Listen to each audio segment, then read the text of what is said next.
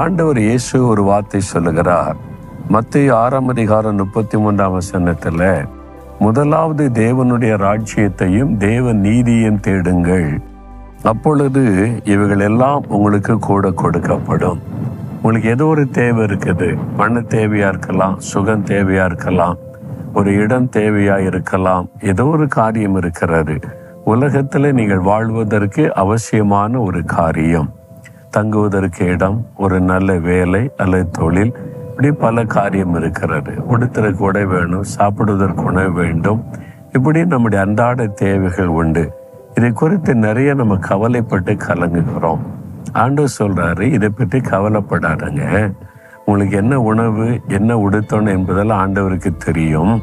முதலாவது தேவனுடைய ராஜ்யத்தையும் ஆண்டவருடைய நீதியையும் தேடுங்கள், இதெல்லாம் உங்களுக்கு கூட கொடுக்கப்படும் என்று ஆண்டவர் சொல்றார். இதெல்லாம் உங்களுக்கு அருள